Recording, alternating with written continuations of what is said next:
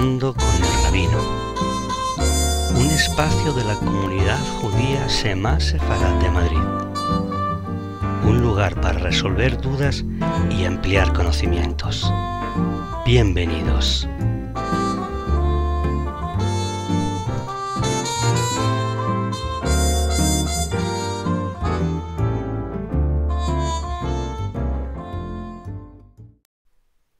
Shalom, estimados oyentes. Deseamos que el Eterno esté bendiciendo sus vidas. En el programa de hoy vamos a charlar con el Rabino sobre un tema muy conocido en el cristianismo en general, pero quizás con una visión muy diferente. ¿No es así, Rabino?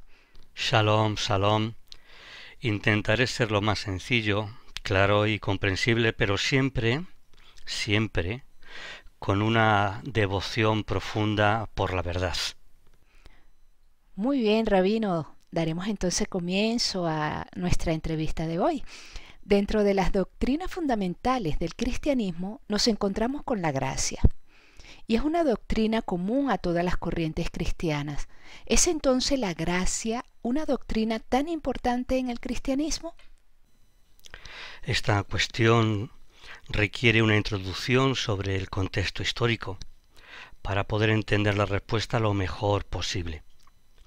Debemos hablar en primer lugar del contexto cultural del paganismo, o mejor dicho, del helenismo. El helenismo podríamos definirlo como esa influencia cultural de origen griega y que va desde la invasión de Alejandro Magno hasta el año 400 de la era actual aproximadamente. Lo interesante es que sepamos que antes de Roma invadir los territorios del imperio de Alejandro Magno, la cultura helénica ya había conquistado Roma.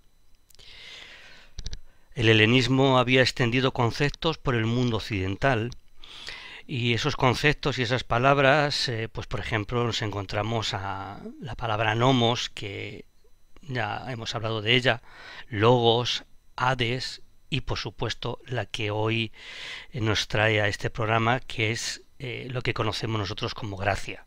Todas estas palabras son parte de la cultura helénica. Conceptos que existían siglos antes de que hubieran sido utilizados por aquellos que versionaron los textos hebreos y arameos al latín y al griego.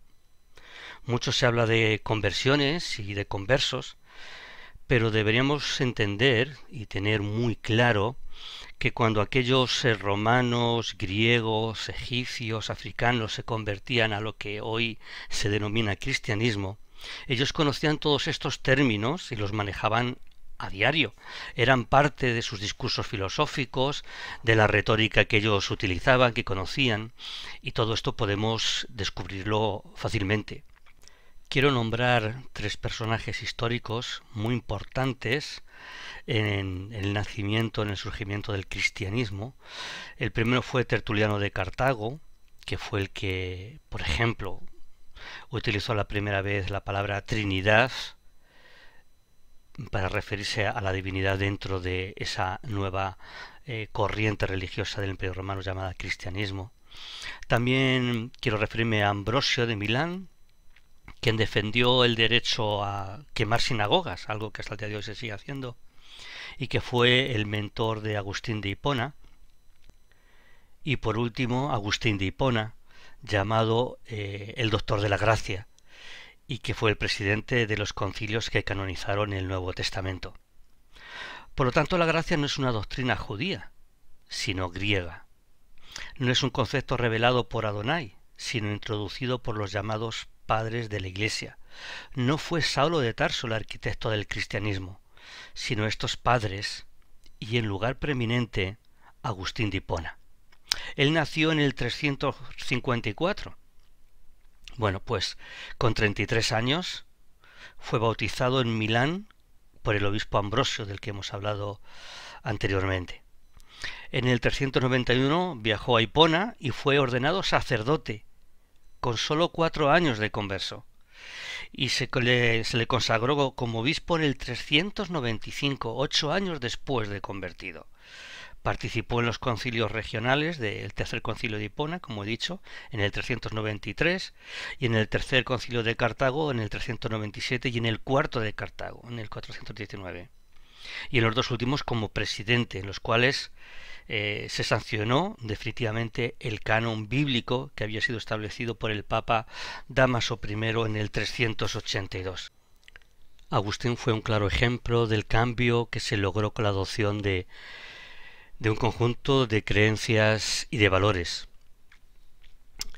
Agustín fue el gran promotor de la inclusión de la doctrina helénica de la gracia. Pero no solamente esto, sino que no podemos olvidar que este hombre fue un gran retórico del maniqueísmo. Por eso encontramos esa lucha artificial, ese antagonismo incorrecto entre la Torá y la gracia. Ya sabemos que el maniqueísmo es la lucha eterna, el bien y el mal, la verdad absoluta, la maldad absoluta, y bueno, pues él es el padre de esa lucha dentro del cristianismo entre la Torá y la gracia.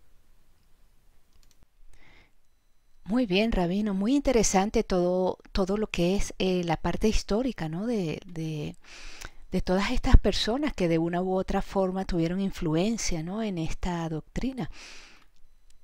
Entonces, podemos decir, Rabino, que la gracia no es una doctrina bíblica. Entonces, ¿nos podría explicar mejor qué es la gracia? Pues en sí, la palabra gracia no es ni siquiera una palabra griega, procede del latín, de los textos latinos en que estaban escritas la Vetus Latina africana y la Vetus Latina italiana, que eran los dos volúmenes, por así decirlo, las diferentes versiones en latín de los documentos que circulaban por el Imperio Romano entre el siglo II al V. Hemos de tener muy en cuenta que muchos de estos documentos eran versiones que hacían los editores de la época, que buscaban satisfacer los gustos de los lectores. Hacían su propia versión y luego la dictaban a un grupo de copistas que iban escribiendo. En muchas ocasiones el contenido de los mismos documentos variaban de los manuscritos de una ciudad a otra. Es la realidad, lo reconocen hasta los mismos eruditos de la Iglesia Católica. El latín era su idioma común y no hacía falta ser un erudito para ello. Entonces, bueno, pues dejaron muchísimas versiones, miles de documentos muy diferentes, aunque fuesen en teoría el mismo documento.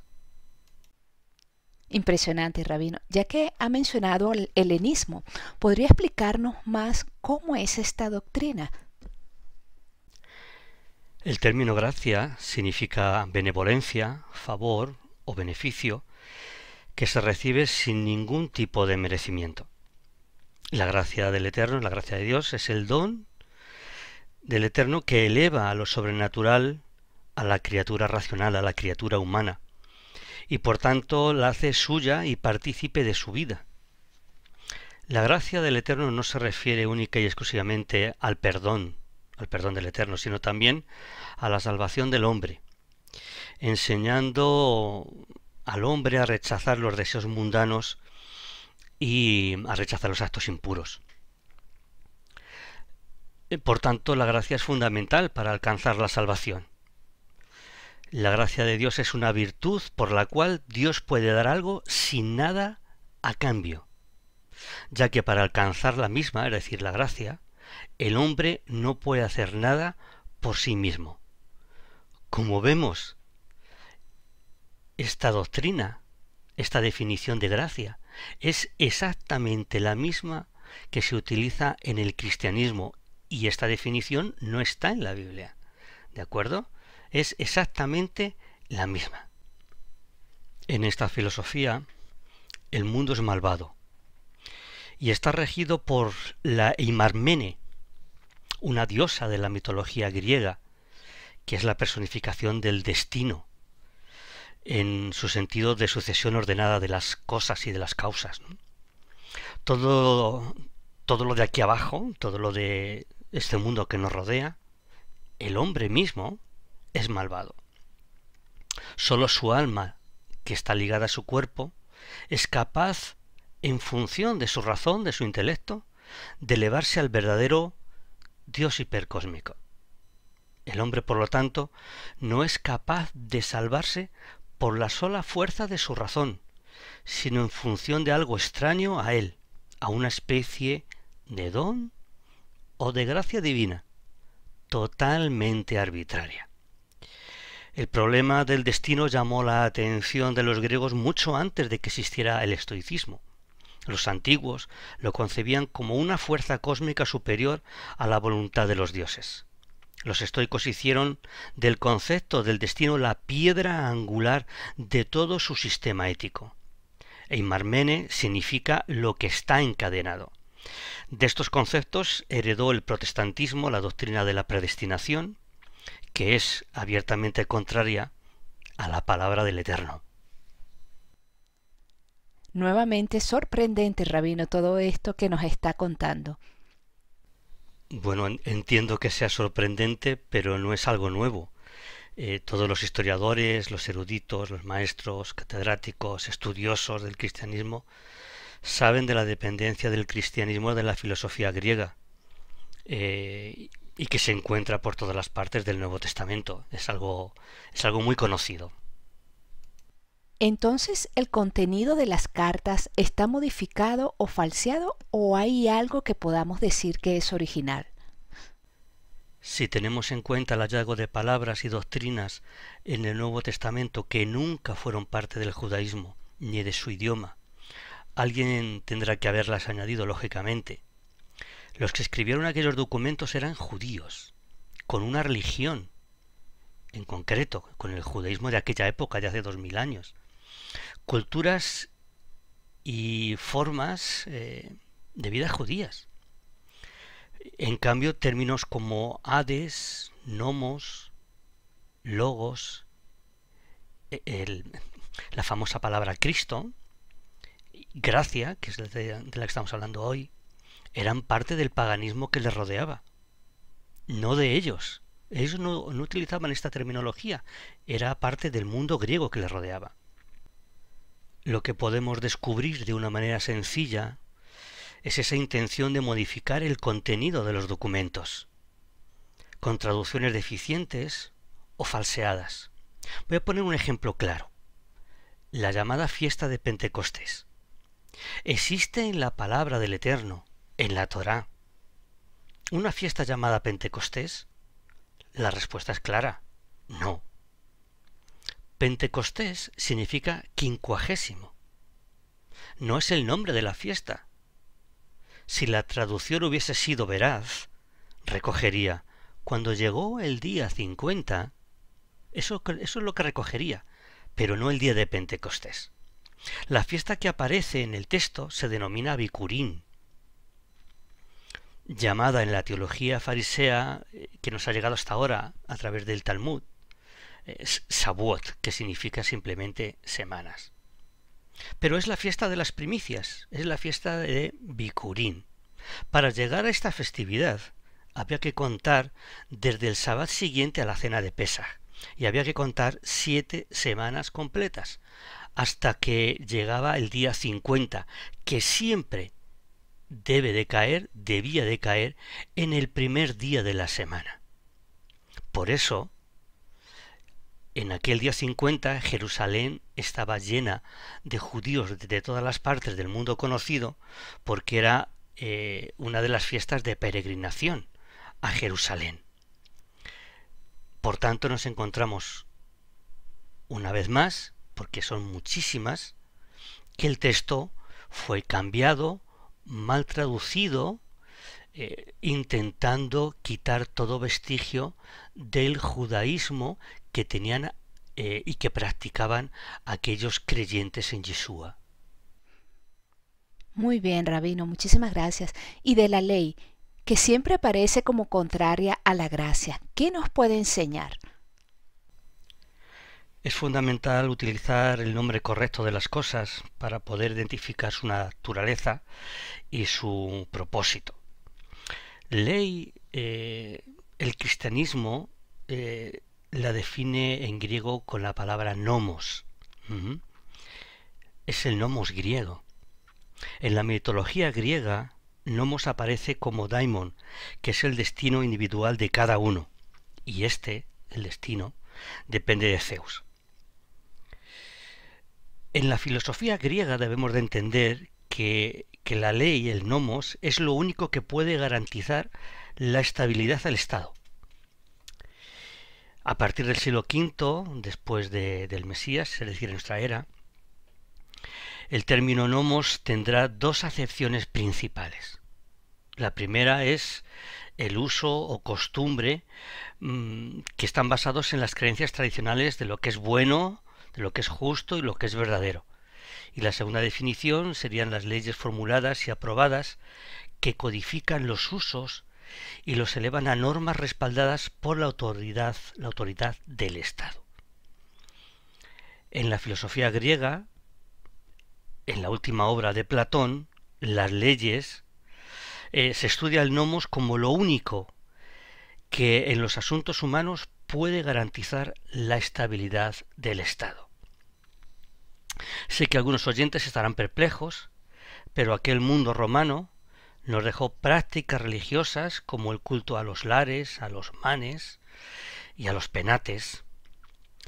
Y bueno, la filosofía griega está en los documentos del Nuevo Testamento y el concepto de la relación religión-estado, iglesia-estado. El nomos griego es parte de la mitología romana. Ya hemos dicho que antes de que Roma invadiese el antiguo imperio de Alejandro, la cultura griega conquistó Roma y por tanto tenemos latín, griego, mitología griega, normas, costumbres romanas, y todo eso se ha hecho una amalgama y se ha plasmado hace muchos siglos dentro de lo que hoy conocemos como Nuevo Testamento. Por lo tanto, el nomos griego es parte de la mitología romana y no es equivalente a Torá. Ya que ha hablado de Torá, Rabino, ¿nos podría definir entonces qué es la Torá? La traducción más correcta de Torá sería instrucción, enseñanza, dirección.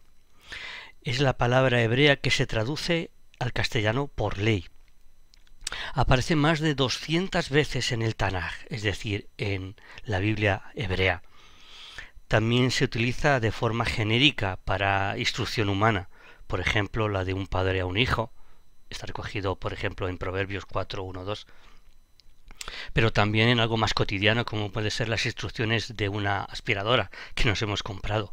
Es decir, Torá no es ley, Torá es instrucción, ¿vale? Por supuesto, la Torá es también la regla de vida que nos da el Eterno a su pueblo.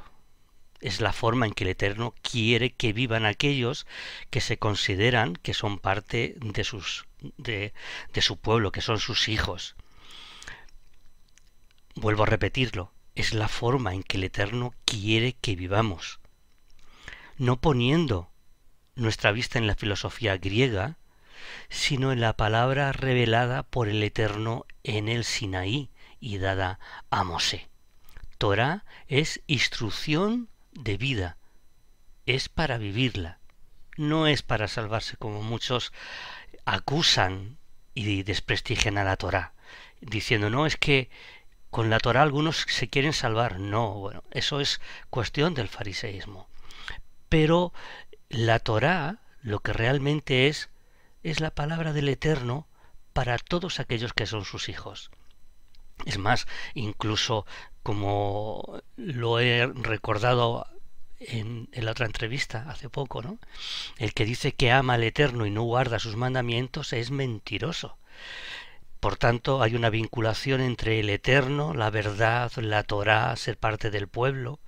Eso es así y es inmutable. Está en la Torá. Nos puede gustar o no, porque estemos enamorados de la filosofía griega, pero es la palabra del Eterno. Muy bien, Rabino. Entonces, siendo todo esto que nos ha dicho la Torá, entonces, ¿qué no es la Torá? Bueno, la Torá no es legalismo. La palabra legalismo no se encuentra en la Escritura, no se encuentra ni siquiera en la Biblia, ¿de acuerdo? Ni en el Tanaj, ni en el Nuevo Testamento.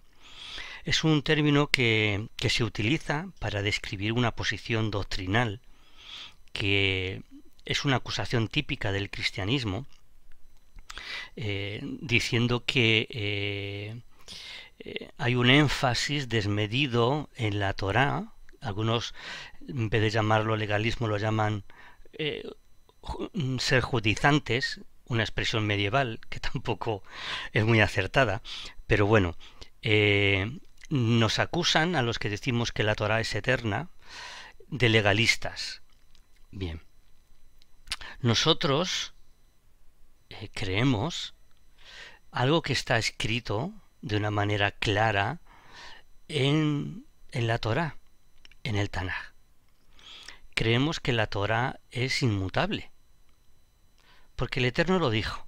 Lo voy a definir ahora con más detalle. Referente a esta doctrina del legalismo, bueno, pues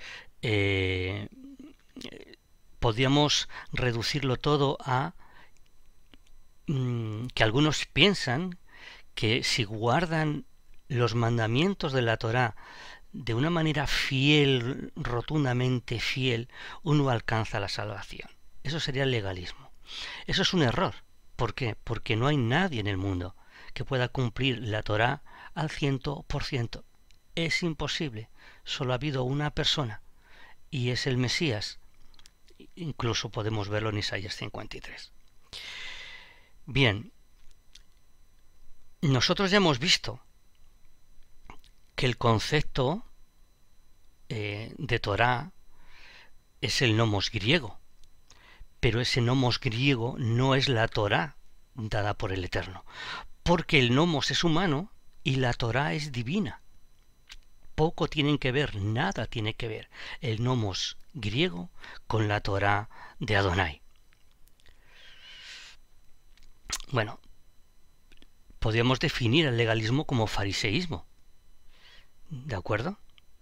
Doctrinalmente es una posición opuesta a la gracia, Pero tan error es el legalismo como es la gracia, porque el legalismo sería fariseo y la gracia sería griega. Claro, el cristianismo desconoce completamente el valor de la Torá, el propósito de la Torá. Solamente siguen esas doctrinas establecidas por el Imperio Romano, por la Iglesia Romana, y que ellos han heredado al mundo protestante, los que están en el mundo protestante, y de ahí a las diferentes corrientes. Lo que nos dice esto es que la gente desconoce, el creyente de base, el cristiano básico, desconoce totalmente el propósito de la Torá, el propósito de la voluntad del Eterno. Y por esto, bueno, yo les recomendaría que leyesen algunas citas, porque fallan al comprender, por ejemplo, Gálatas 3:24, que es cuando dice Saulo de Tarso, está recogido ahí, ¿no?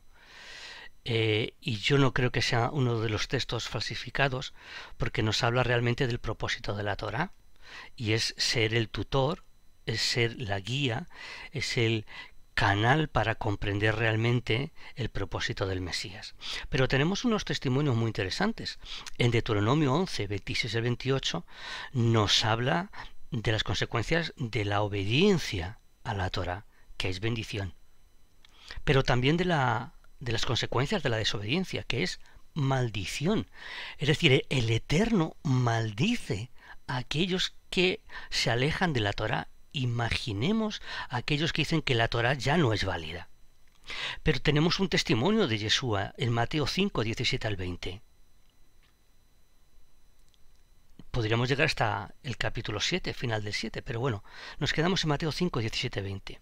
Pero también tenemos en Hechos 24, 14, cuando Saulo de Tarso se defiende ante el procurador Félix, como he referido en otra entrevista, ¿no?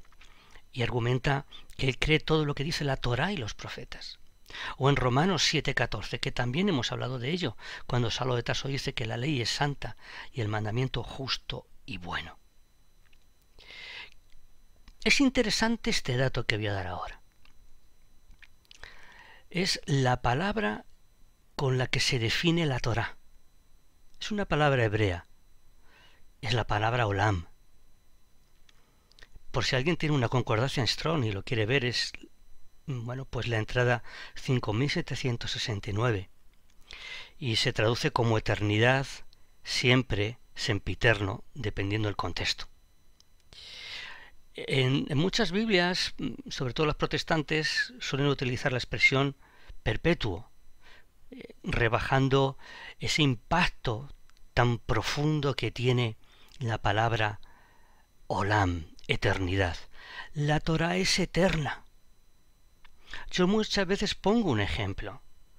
¿Puede un alcalde de una pedanía, de un pueblo de 20 habitantes, ahora que estamos en elecciones, puede un alcalde de un pueblo minúsculo derogar la Constitución española? La respuesta es obvia, no. ¿Puede un religioso, sea de la corriente que sea, derogar, anular la Torá? La respuesta es la misma, no. Siempre he visto, Rabino, que existe como un antagonismo con la Torá y la gracia. ¿Cuál es el problema con la Torá? Pues la verdad es que no hay ningún problema con la Torá. Si preguntásemos a los líderes cristianos unas preguntas básicas, por ejemplo, ¿por qué guardar el Sabbat, que está en los 10 mandamientos, es pecado? ¿Por qué guardar las fiestas que nos mandó el Eterno es pecado? ¿Por qué imitar a Saulo, a Pablo o a Yeshua en sus prácticas es pecado? La verdad es que no encontrarían respuestas a estas preguntas. ¿Por qué? Pues porque solo son prejuicios heredados de Roma. Siguen repitiendo los argumentos del paganismo romano, ahora maquillado de cristianismo, claro. Lo que denominan Pentecostés, ya hemos dicho, ya hemos visto que es la fiesta de Bicurín. Curiosamente ahí se produce el derramamiento del Espíritu Santo, como se define en las Biblias, pero no la celebran. Nos encontramos con que la última noche de Yeshua con sus discípulos era la cena de Pesaj, pero ellos tampoco la celebran. Es más, han tomado como referente, como modelo, la misa católica, y por eso en la inmensa mayoría de las iglesias protestantes llaman la Santa Cena a una especie de ritual, un sucedáneo de la Iglesia Católica, y lo hacen el domingo por la mañana. No tiene sentido que sea el domingo por la mañana y lo llamen Santa Cena, tendrían que llamarlo el Santo Desayuno, supongo. Bueno, ¿por qué no celebran las fiestas del Eterno? La única respuesta es porque ya no estamos en la ley, estamos en la gracia. Pero es curioso que Yeshua guardaba la Torá, los discípulos también guardaban la Torá, el propio Kifa o Pedro no comió nunca ningún animal que no lo permitiese la Torá. Bien, bueno. Quizás nos podríamos preguntar, entonces, ¿por qué se desechó la Torá, Rabino? ¿Por qué Roma desechó la Torá? Bueno, pues la respuesta es sencilla. Porque con la Torá no puede haber paganismo. Porque la Torá prohíbe el culto a las imágenes. Porque la Torá prohíbe el día de Mitra, el 25 de diciembre.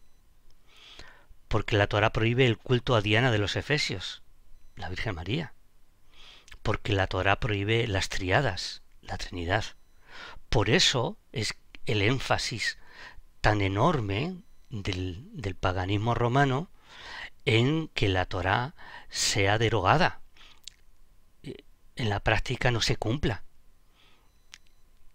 Y el cristianismo, que es heredero de Roma, pues sigue con esas prácticas sin darse cuenta que existe una relación causa-efecto. Con la Torá no puede haber paganismo, sin la Torá hay paganismo. Ese era el propósito de derogar la Torá. Interesante, interesante, rabino. Entonces, si la gracia es de un contexto pagano, ¿qué es lo correcto entonces? Porque al final conozco mucha gente que piensa que estamos en el periodo de la gracia. Ciertamente es así, hay muchas personas que siguen creyendo eso. En hebreo hay 3 palabras que pueden utilizarse para comprenderlo. Una primera palabra sería hem, que se traduce como gracia o misericordia al castellano. La segunda sería hesed, que se traduce como bondad, piedad, clemencia. Y la tercera sería rahem, compasión, misericordia, piedad. Normalmente la palabra rahem es la utilizada para comprender al Eterno. El significado es directo y sencillo. El origen de esta palabra lo encontramos en su raíz primitiva en hebreo, que habla del amor de una madre al hijo que tiene en su vientre. De hecho, Raham se traduce como vientre, como entraña, matriz. Por tanto, nos habla de un amor incomparable y genuino. Si nos vamos al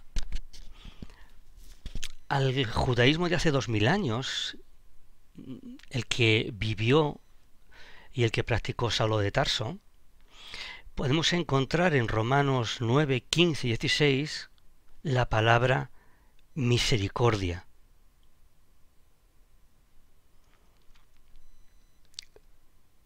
Y dice que en este contexto, es curioso, no tengo la Biblia aquí para leerlo literalmente, pero nos dice que el argumento o la idea que explaya va en contra del nomos.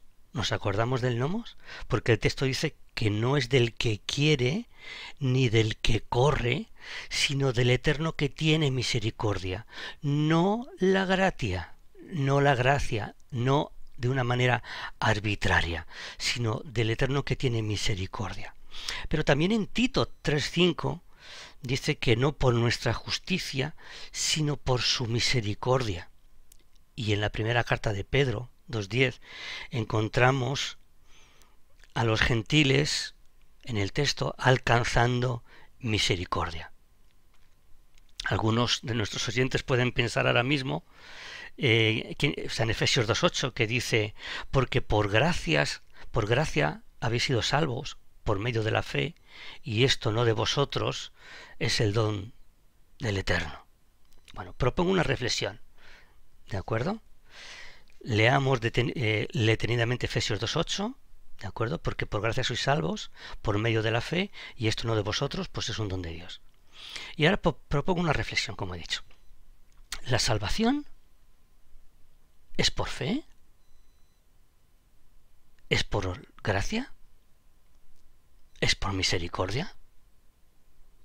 ¿Es por 2? ¿Es por 3? ¿Es por 1? ¿O es por el sacrificio del Mesías? La muerte del Mesías es el origen de nuestra salvación. Esa es la muestra palpable de la misericordia del Eterno. ¿O se nos ha olvidado la famosa cita de tal manera amó el Dios a la humanidad, el Dios al mundo? La salvación no depende de conceptos griegos, como gracia, sino de la rajem, de la misericordia del Eterno, que se manifiesta de una manera visible en el sacrificio del Mesías. No son conceptos griegos, es el Eterno y su misericordia.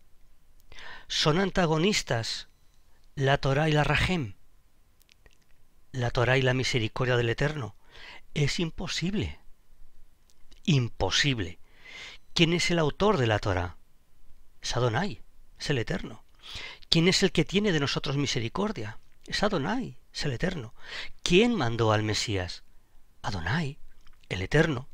¿Cómo pueden ser, por tanto, antagónicas, rivales, contrarias? Saulo de Tarso lo entendía claramente. Y a mí me encantaría que nuestros oyentes también lo entendiesen. Por eso Saulo de Tarso decía que la Torá es santa. Y de mandamiento justo y bueno. Porque la Torá es santa, es eterna, es forma de vida, es la voluntad perfecta de Adonai, es el centro de la enseñanza del Mesías y la práctica cotidiana de sus discípulos. No hay antagonismo entre la Torá y la misericordia del Eterno. Hay antagonismo entre gratia y Torá, entre paganismo griego y revelación del Eterno. Muchísimas gracias, Rabino. Como siempre, muy agradecida por toda la información y conocimiento que nos está compartiendo. Agradecerles también a los que nos han escuchado hasta este momento, ¿no? Quiere decir que han escuchado la entrevista hasta el final. Les agradecemos vuestro tiempo. Y mi reflexión con todo esto es que tenemos que ser responsables, Rabino. Es como dice la palabra en el libro de Juan 8:32 y lo traigo a colación, ¿no? En todo este contexto de investigación, de conocimiento, que dice la palabra que conoceremos la verdad y la verdad nos hará libre. Y en verdad veo que tenemos que buscar conocer la verdad, pero la verdad no dicha de alguien, no una verdad que no sea procesada por otra persona. Tenemos que ser responsables y hacer un esfuerzo por escudriñar las escrituras y encontrar realmente la verdad, haciendo un estudio sistemático, disciplinado, teniendo varias Biblias, varias versiones, ¿no? Para conocer realmente lo verdadero, lo que realmente el Eterno nos quiso dejar en la Torá para nuestras vidas y no comernos o asimilar esa verdad procesada por otro. Así que esta es mi reflexión, Rabino, y en verdad nuevamente muchísimas gracias y esperamos pues volver a disfrutar un tiempo tan maravilloso con usted y con todo su conocimiento. Shalom, shalom. Esperamos que la entrevista haya sido de su agrado e interés. No duden en visitar nuestra web www.semasefarad.org. Allí encontrará el modo de ponerse en contacto con nosotros, de llamarnos o de hacernos cualquier tipo de preguntas. Shalom, shalom.